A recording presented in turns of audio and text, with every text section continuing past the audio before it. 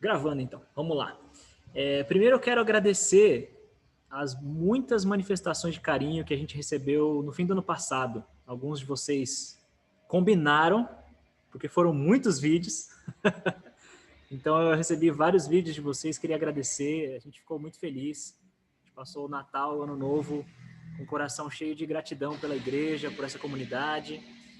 E eu queria começar esse ano estendendo uma reflexão que a gente fez ano passado. Foi a última pregação do ano antes do Natal. Então, no Natal a gente fez uma reflexão sobre o Natal, né, que foi sobre o Rodolfinho. Quem estava aqui no Natal lembra que a mensagem foi sobre o Rodolfinho. E a gente, antes da mensagem do Rodolfo, a gente estava numa série sobre para que serve uma igreja. E aí a mensagem foi: igreja é um grupo de pessoas que não tem religião.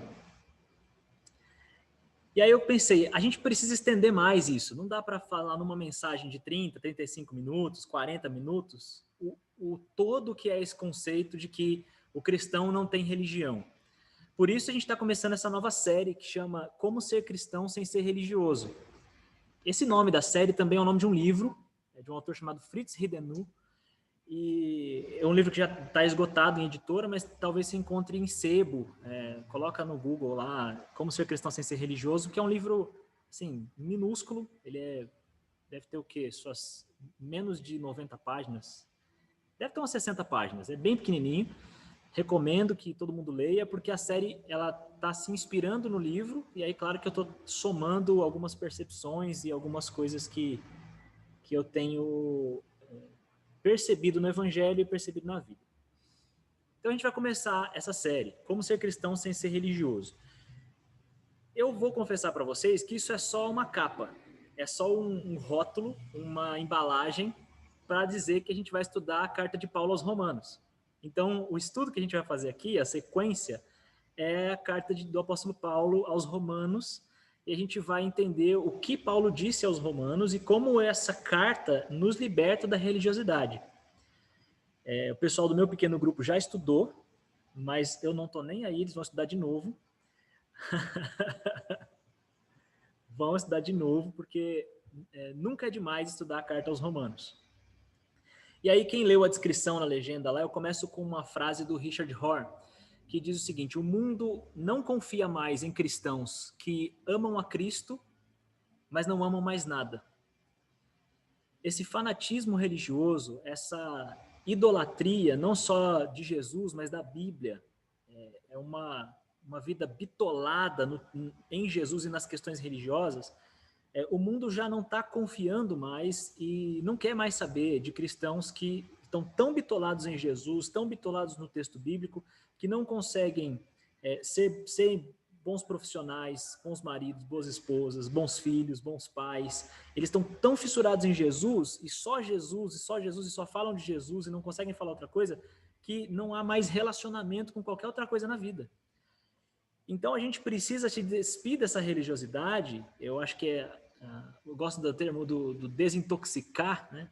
Fazer um detox de religiosidade para poder viver a vida mais leve, mais livre e principalmente cumprir nossa missão, que é dialogar com os nossos colegas, nossos irmãos, nossos familiares, ser gente normal, gente que consegue falar de qualquer assunto, consegue transitar em qualquer ambiente, não aquela pessoa neurótica, paranoica, né? Porque a gente fala, eu tenho percebido que a religiosidade deixa a gente entre neurose e paranoia, porque a gente fica sempre ou fissurado, procurando coisas espirituais, sobrenaturais o tempo todo, ou paranoico, pensando, meu Deus do céu, eu devo ter algum pecado, devo ter alguma coisa errada em mim, eu preciso acertar para Deus me abençoar, que senão Deus não vai abrir o céu e não vai vir bênção sobre mim. Então aquela coisa tensa.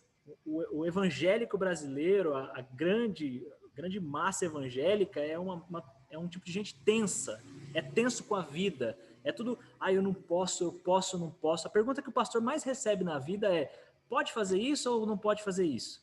O crente pode fazer isso? Pode fazer aquilo? Pode fazer isso? E assim, essa pergunta, ela carrega um medo de Deus, é uma sensação de culpa e medo. É culpa porque eu fiz uma coisa e eu quero saber se Deus aprova ou se eu vou ser castigado. Então eu tô carregando culpa por algo que eu fiz. Ou medo, porque eu quero fazer uma coisa, mas eu não sei se Deus vai me castigar depois. Então é uma relação com Deus que é pautada no medo e deixa a gente travado, deixa a gente psicologicamente, emocionalmente doente. Eu tenho percebido que a religiosidade deixa a gente doente. A religiosidade deixa a gente... ela limita a nossa vida, ela diminui tudo aquilo que Jesus chamou de vida plena, de vida em abundância, ela diminui tudo para fazer caber dentro de uma caixa de doutrinas, de dogmas. Então, o que a gente vai estudar aqui na Carta aos Romanos é como que a gente faz para continuar fiel a Jesus Cristo, ser um seguidor de Cristo, mas se libertar dessa gaiola, se libertar dessa jaula de regras, de doutrinas, de dogmas e tudo isso que aprisiona a nossa vida. Quero começar com Romanos capítulo 1, óbvio, claro, Romanos capítulo 1. Eu quero começar no versículo 16. Eu vou pular aqui a saudação, o começo da carta, a gente vai começar logo direto no versículo 16.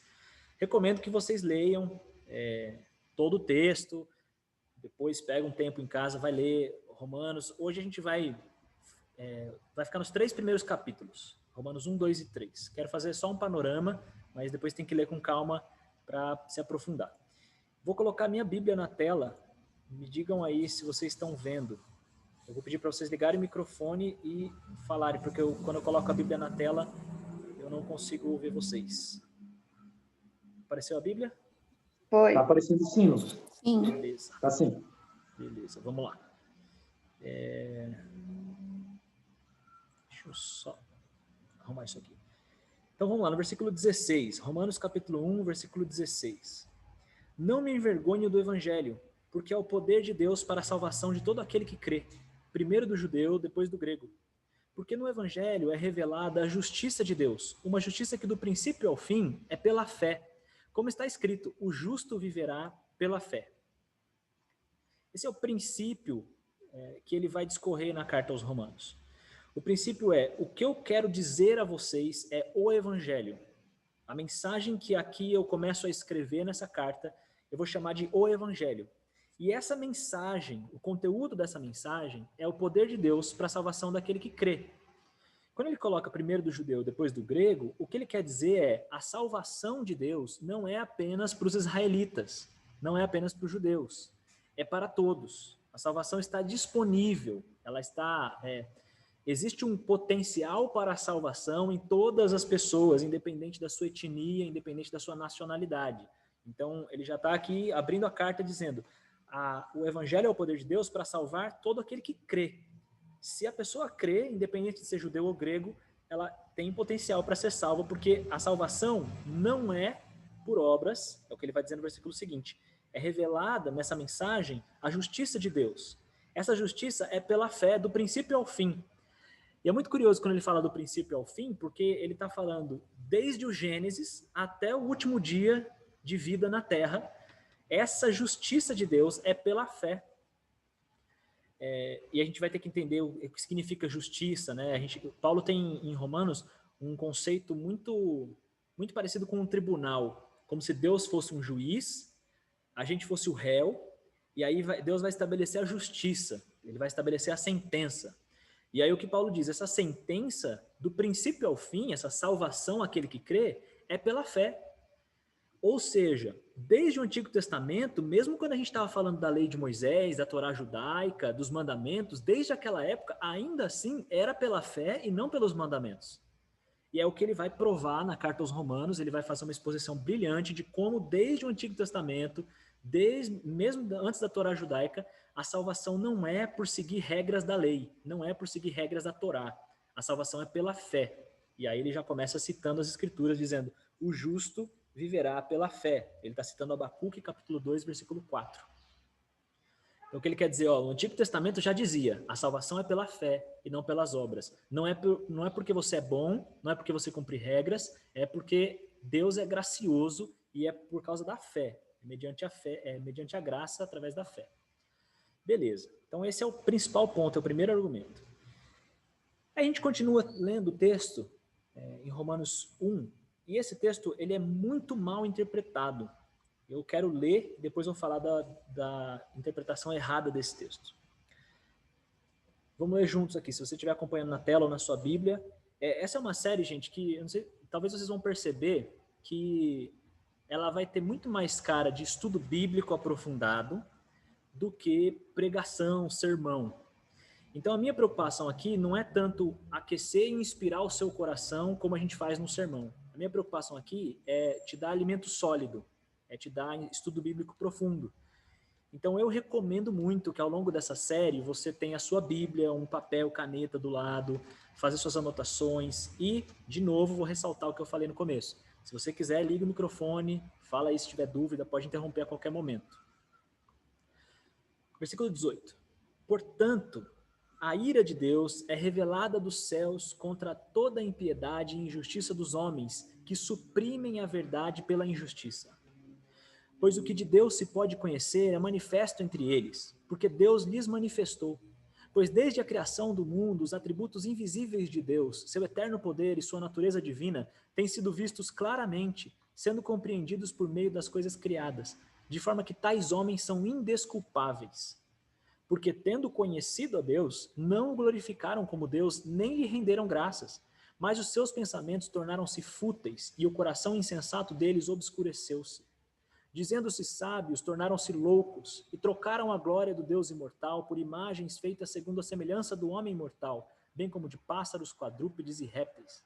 Por isso Deus os entregou à impureza sexual, segundo os desejos pecaminosos do seu coração, para a degradação do seu corpo entre si. Trocaram a verdade de Deus pela mentira, e adoraram e serviram a coisas e seres criados em lugar do Criador, que é bendito para sempre. Amém. Por causa disso, Deus os entregou a paixões vergonhosas. Até suas mulheres trocaram suas relações sexuais naturais por outras, contrárias à natureza. Da mesma forma, os homens também abandonaram as relações naturais com as mulheres e se inflamaram de paixão uns pelos outros. Começaram a cometer atos indecentes, homens com homens, e receberam em si mesmos o castigo merecido pela sua perversão. Além do mais, visto que desprezaram o conhecimento de Deus, ele os entregou a uma disposição mental reprovável, para praticarem o que não deviam. Tornaram-se cheios de toda sorte de injustiça, maldade, ganância e depravação. Estão cheios de inveja, homicídio, rivalidades, engano e malícia. São bisbilhoteiros, caluniadores, inimigos de Deus, insolentes, arrogantes e presunçosos. Inventam maneiras de praticar o mal, desobedecem a seus pais, são insensatos, desleais, sem amor pela família, implacáveis. Embora conheçam o justo decreto de Deus, de que as pessoas que praticam tais coisas merecem a morte, não somente continuam a praticá-las, mas também aprovam aqueles que as praticam. Vamos pausar aqui, vamos fazer a análise desse capítulo 1. Esse capítulo 1 é muito utilizado pela maioria dos evangélicos com um ar de soberba e arrogância. Para dizer o seguinte, quando a gente está lendo esse capítulo, quando eu estava lendo, geralmente o fariseu, que a gente está vivendo um tempo de ascensão do farisaísmo moderno, o fariseu vai ler esse negócio aqui e ele vai pensar assim, nossa, esse tipo de gente é muito ruim mesmo. Ainda bem que eu não sou como eles. Lembra na passagem em que Jesus conta a parábola do fariseu e do publicano? Em que o fariseu se coloca de pé, bate no peito e fala, Senhor, graças eu te dou porque eu não sou como esse publicano? Então o fariseu leu o capítulo 1 de Romanos e diz, ainda bem que não é comigo. Ainda bem que é com aqueles lá. E aí, principalmente aqui, o principal erro de interpretação é tirar texto de contexto. É ler o texto isolado do contexto. Então, alguém pega esse texto aqui e aí vai selecionar o que quiser. Então, a pessoa vem aqui e seleciona. Ó, esse tipo de gente, esse tipo de pessoa, conheceu Deus, tendo visto Deus na natureza, né, esses atributos de Deus que estão revelados aí para todo mundo ver, esse tipo de gente não rendeu graças a Deus. Então os seus pensamentos tornaram-se fúteis. E aí ele vai dizendo assim, não, as pessoas são os idólatras. Eles são aqueles lá, os idólatras, eles. E Paulo está sendo muito claro, está dizendo, esse tipo de gente está condenado sim, esse tipo de gente é pecador sim. Aí ele fala, Deus os entregou à impureza sexual. Aí o fariseu vai dizer, ainda bem que não é comigo, ainda bem que é com aqueles outros da impureza sexual, não é comigo. E aí vai seguindo, vai lendo, e ele vai sempre lendo. Todo fariseu lê Romanos capítulo 1 pensando que é com outra pessoa que Paulo está falando. Só que se você for bem honesto, se a gente for bem sincero um com o outro aqui, se a gente tirar a nossa máscara, eu pergunto a vocês, quem aqui fica isento dessa lista? Quem aqui quando eu começo a ler aqui, ó, no versículo 29, injustiça, maldade, ganância, depravação, inveja, homicídio, rivalidades, engano, malícia, bisbilhoteiros, caluniadores, ó, arrogantes, presunçosos, desobedecem aos pais, são desleais, são insensatos. Quem aqui passou a vida até agora e quando eu li essa lista, eu falei assim, não, eu nunca vivi nada disso. Eu nunca, isso não tem nada a ver comigo, absolutamente nada. Então, o primeiro ponto é que essa lista, ela abraça todo mundo. É quase como se Paulo estivesse dizendo assim, ninguém tem desculpa. Quando chegar no tribunal de Deus, ninguém vai ter desculpa para dizer assim, mas eu não sabia, mas eu não cometi tantos pecados, eu cometi só alguns, mas não vai ter desculpa. Então, o que ele está dizendo é, algumas pessoas, existe um certo tipo de pessoa, e ele está especificamente falando de quem não tem a Torá judaica, de quem não tem os mandamentos de Deus, e ele está dizendo, esse tipo de gente que não reconhece Deus, que não segue os mandamentos de Deus, esse tipo de gente está condenado. Mas, como eu falei, o principal erro é tirar texto do contexto. E o fariseu gosta de ler Romanos capítulo 1 e parar no capítulo 1. Só que aí a gente tem que continuar lendo. Porque o Romanos capítulo 1 faz parte de um argumento do apóstolo Paulo que termina no capítulo 3. Se você recorta o capítulo 1 e isola ele do capítulo 2 do capítulo 3, você pegou a mensagem pela metade. Então você precisa continuar lendo para entender onde é que Paulo quer chegar. Porque ele condenou um certo tipo de gente aqui, mas aí ele continua no capítulo 2. E você, que julga os outros, é indesculpável, pois está condenando a si mesmo naquilo em que julga, visto que você que julga pratica as mesmas coisas. Então o que Paulo está dizendo assim, você acabou de ouvir o que eu disse, você ouviu a lista de pecados que eu descrevi, e você apontou o dedo para alguém dizendo, eu não sou como eles, são eles que estão condenados, então, você é igualzinho. Capítulo 2 começa Paulo dizendo assim, sabemos que o juízo de Deus contra os que praticam tais coisas é conforme a verdade. Assim, quando você, um simples homem, os julga, mas pratica as mesmas coisas, você está pensando que vai escapar do juízo de Deus? Ou será que você despreza as riquezas da sua bondade, tolerância e paciência, não reconhecendo que a bondade de Deus o leva ao arrependimento? Contudo, por causa da sua teimosia e de seu coração obstinado, você está acumulando ira contra si mesmo para o dia da ira de Deus, quando se revelará o seu justo julgamento. Deus retribuirá a cada um conforme o seu procedimento. Ele dará vida eterna aos que, persistindo em fazer o bem, buscam glória, honra e imortalidade. Mas haverá ira e indignação para os que são egoístas, que rejeitam a verdade e seguem a injustiça. Haverá tribulação e angústia para todo ser humano que pratica o mal. Primeiro para o judeu, depois para o grego. Olha o que Paulo está dizendo. Haverá castigo para todo mundo que pratica o mal, e ninguém está isento, nem o judeu, nem o grego, nem aquele que tem a lei de Deus, que tem a palavra de Deus, e nem aquele que não tem. Mas haverá glória, honra e paz para todo que pratica o bem, primeiro para o judeu, depois para o grego. Pois em Deus não há parcialidade. Todo aquele que pecar sem a lei também perecerá. E todo aquele que pecar sob a lei, pela lei será julgado. Quer dizer, com lei ou sem lei, pecado é pecado e não pecado é não pecado. Não muda. Porque não são os que ouvem a lei que são justos aos olhos de Deus, mas os que obedecem à lei, esses serão declarados justos. Eu vou pular aqui para o versículo 16. Desculpa, por 17.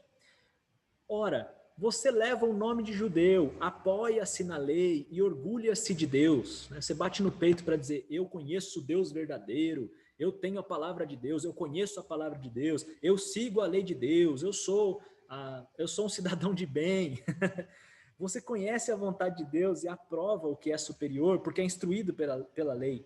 Você está convencido de que é guia de cegos, luz para os que estão em trevas, instrutor de insensatos, mestre de crianças, porque tem na lei a expressão do conhecimento da verdade. E então, você que ensina os outros, não ensina a si mesmo? Você que prega contra o furto, furta? Você que diz que não se deve adulterar, adultera? Você que detesta ídolos, rouba-lhes os templos? Você que se orgulha da lei, desonra a Deus desobedecendo a lei, pois como está escrito, o nome de Deus é blasfemado entre os gentios por causa de vocês. Como eu disse, gente, o que se diz sobre os cristãos fora da igreja é hipócritas, arrogantes, moralistas, falsos. Então, o nome de Deus é blasfemado entre os que não creem, entre os de fora, por causa do mau procedimento daqueles que dizem que conhecem a Deus. E aí Paulo está dizendo assim, olha, não adianta isso. Você pode conhecer a lei, mas você não pratica. E o princípio de Paulo é, aquele que descumpre um mandamento, descumpre toda a lei. A lei funciona assim, toda a lei de Deus funciona assim. Se você cumprir tudo, você é santo. Se você descumprir uma linha, você é pecador. É como se no tribunal de Deus só houvesse dois tipos de sentença. No tribunal de Deus não tem essa coisa de agravante e atenuante. Tem dois tipos de sentença. Ou você é culpado ou você é inocente. Culpado é todo aquele que descumpriu uma vírgula da lei. Se você falhou em um único ponto, a sua sentença é culpado. Então, se a gente não isola o capítulo 1, se a gente entende o capítulo 1 somado ao capítulo 2, o que Paulo está dizendo? Ele está dizendo exatamente o que ele conclui no capítulo 3. Olha aqui, vou ler a partir do versículo 9. Que concluiremos então? Estamos em posição de vantagem? Não. Já demonstramos que tanto judeus quanto gentios estão debaixo do pecado. Como está escrito, não há nenhum justo, nenhum sequer. Não há ninguém que entenda, ninguém que busque a Deus. Todos se desviaram, tornaram-se juntamente inúteis. Não há ninguém que faça o bem, não há nenhum sequer. Então, isso é fundamental para a gente entender o evangelho que nos liberta da religião. O primeiro ponto da carta de Paulo aos Romanos é nivelar todo mundo como pecador. Ele iguala todo mundo, dizendo, aquele que não tem a lei, aquele que pratica aquelas coisas, né, que a gente leu naquela lista, da inveja, tudo aquilo que está lá na idolatria, na imoralidade sexual, ele é igual àquele que tem a palavra de Deus, que tem a lei de Deus, mas não consegue cumprir. Porque os dois, quando chegarem no tribunal de Deus, eles serão declarados culpados, porque não há nenhum justo, não há nenhum santo. E aqui é a primeira verdade. A gente tem que assumir, se a gente quiser seguir Jesus, a gente tem que assumir que ninguém é santo. Ninguém aqui é santo. É por isso que João Batista, quando começou a pregar, e logo em seguida, quando ele foi preso e Jesus começou a pregar, a primeira fala deles foi: arrependam-se. Arrependam-se para poder ver o reino dos céus. Porque sem arrependimento, sem conversão, sem metanoia, sem essa transformação, ninguém verá a Deus. E a gente sempre calcula, a gente sempre interpreta esse arrependimento como um momento na vida. A gente costuma dizer assim, não, eu me arrependi num dia tal, na hora tal, e aí eu me converti. Mas se você parou de se arrepender de lá para cá, você voltou a estaca zero. O primeiro passo para entrar no reino de Deus é uma postura de arrependimento contínuo. Esse arrependimento, ele é fruto do quebrantamento. É quando eu olho para a minha vida e eu percebo, eu sou pecador. Eu tenho muitas coisas em mim que eu preciso melhorar, que eu preciso reformar, renovar, restaurar. E isso é uma mentalidade que eu tenho que carregar para o resto da vida. Porque no momento em que eu achar que eu não tenho mais pecados dos quais me arrepender, eu vou olhar para outras pessoas e vou projetar nelas os meus pecados e as minhas falhas, as minhas frustrações. Porque eu sei que eu não sou santo lá no fundo, eu sei que eu não sou perfeito lá no fundo, mas quando eu vejo outra pessoa cometendo o pecado que eu gostaria de cometer, mas não cometo por causa da regra religiosa, então eu a condeno. Ah, porque aquele lá vai na balada. No fundo, é um desejo que eu tenho de ir também, mas eu não vou porque a minha religião não permite. E aí eu projeto sobre o outro a minha frustração religiosa. E eu condeno e ataco aquele outro como se Romanos tivesse só o capítulo 1 e não tivesse o capítulo 2. Então, o primeiro passo, o primeiro comportamento, a primeira mentalidade que a gente tem que ter para ser cristão sem ser religioso é a humildade. Guarda isso no seu coração. Sem humildade não dá para caminhar com Jesus. Sem a humildade de saber, eu sou o pior dos pecadores. Quando alguém fala assim, ah, mas o fulano comete imoralidade sexual, o ciclano comete idolatria. O que você pensa sobre o fulano e sobre o ciclano? Eu estou estudando os padres do deserto, né, os monges do deserto, lá do século III, e aí eles tinham uma resposta muito clássica para isso. O que você tem a dizer sobre o fulano que comete pecados ou o ciclano que comete outro tipo de pecado? O que você tem a dizer? Eles respondiam assim, eu tenho tantos pecados em mim, eu sou tão pecador e eu tenho tanto para mudar em mim mesmo, que eu não me considero digno de julgar ou dizer qualquer coisa sobre outras pessoas. Porque eu estou ocupado demais mudando aquilo que em mim não se parece com Jesus. Então, essa humildade que quando a gente olha para qualquer ser humano, para outras pessoas, a gente precisa reconhecer: eu sou como qualquer outra pessoa. Eu sou como qualquer outro ser humano. E a conclusão de Paulo aqui no capítulo 3, que é onde ele fecha o argumento, ele vai expressar a partir do versículo 21. Ele conclui que todos nós somos pecadores. Todos nós falhamos, não há um justo sequer, ninguém é santo, ninguém é bom. E aí a gente tem que entender isso. A gente precisa assumir isso como verdade se a gente quiser seguir Jesus. Só que ele não para por aí. Ele vai dizer aqui, ó, mas agora,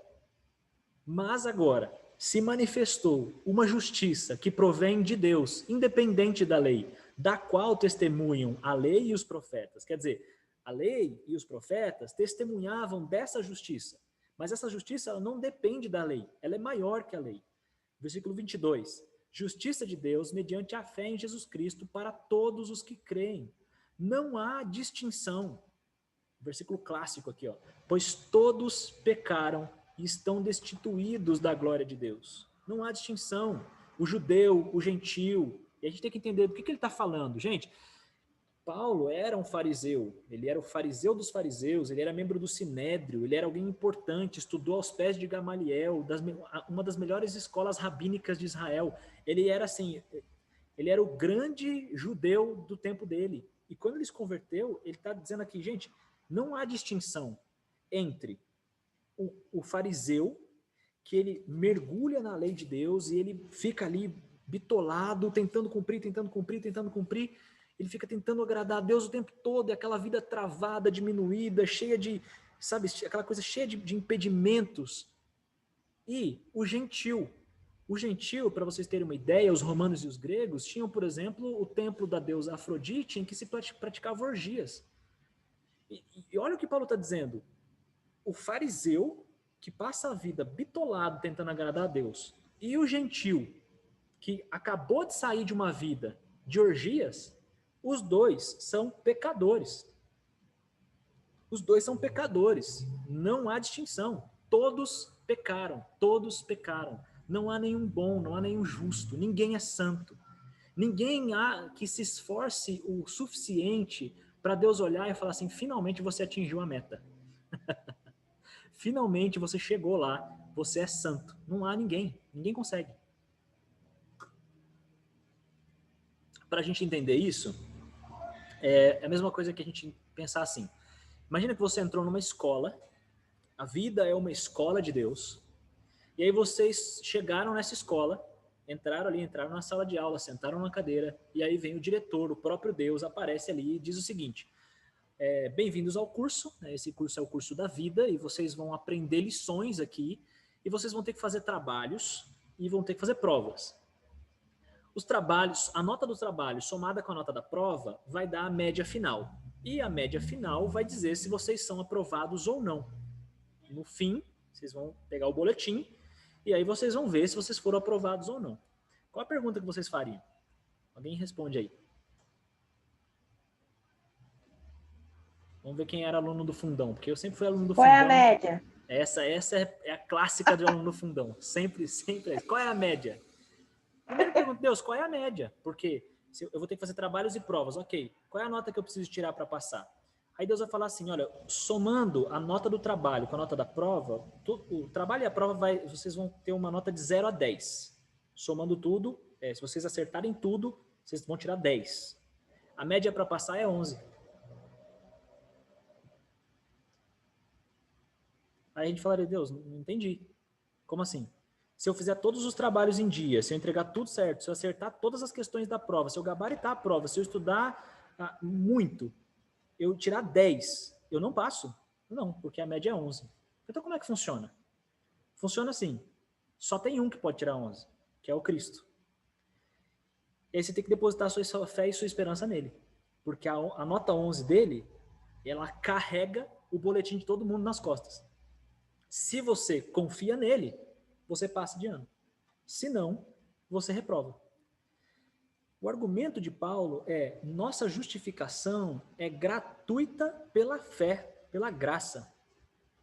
Não é porque nós estudamos muito, fazemos todas as provas, fazemos todos os trabalhos e somos bons alunos.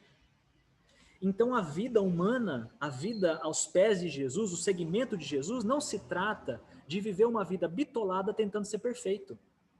Então, em nome de Jesus, eu assumo responsabilidade sobre esse evangelho que eu estou pregando a vocês. Em nome de Jesus, se liberte dessa ansiedade por ser perfeito. Você não precisa ser perfeito. O que Deus espera dos seus filhos não é perfeição, é quebrantamento. É que nós estejamos sempre dispostos a aprender mais e mais com Ele, a olhar para nós com uma postura contínua de arrependimento, de humildade. O que Deus quer é humildade. Saiba que você não consegue tirar 11 na prova. Saiba disso. Uma vez que você sabe disso, a única coisa que você pode fazer é dizer, Deus, então tenha misericórdia de mim. Tenha misericórdia de mim, que sou pecador. Voltando na parábola do fariseu e do publicano, o fariseu é aquele que diz, eu não sou como aqueles.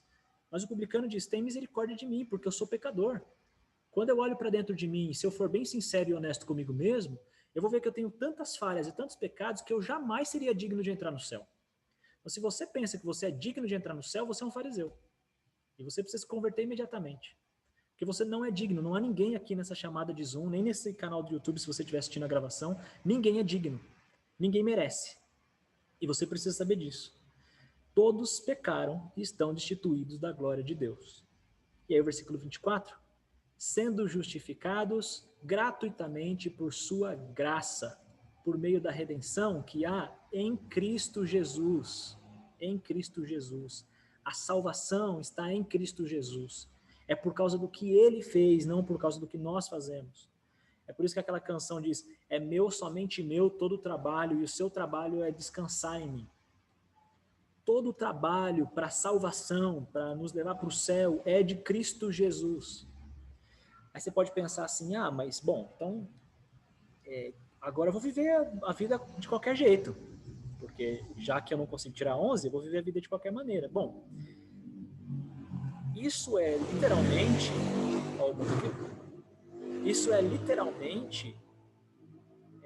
desprezar e jogar no lixo o sacrifício de Cristo Jesus. Porque se a gente está dizendo que você só é aprovado por causa do que Cristo fez, a gente está dizendo que Cristo tolera você.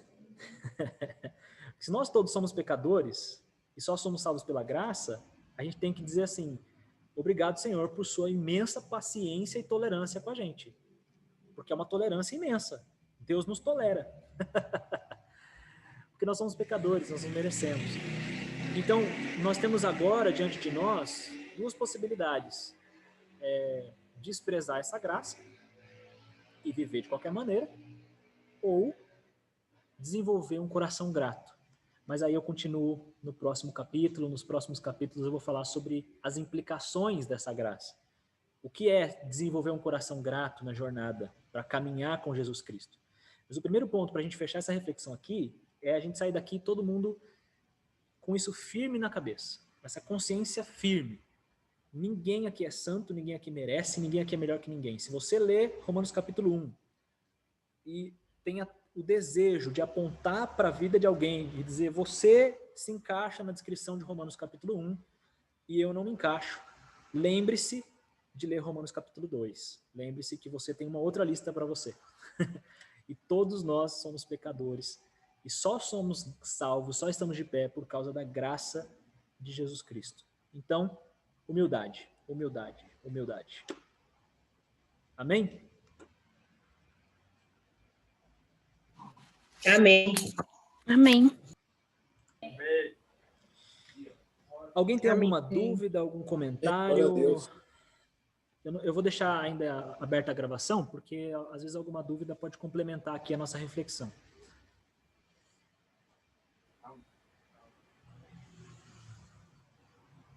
Eu espero que isso esteja borbulhando na sua cabeça.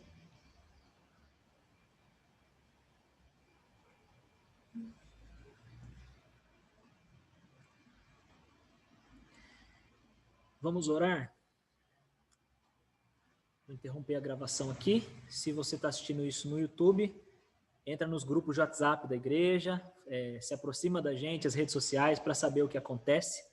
E agora, a partir de agora, a gente está fazendo as nossas reuniões no Zoom e fica aqui a gravação para você que não pôde participar. mas também fica o nosso convite. Separa um tempo aí, aos domingos, às 10 horas, para a gente participar junto no Zoom. Valeu!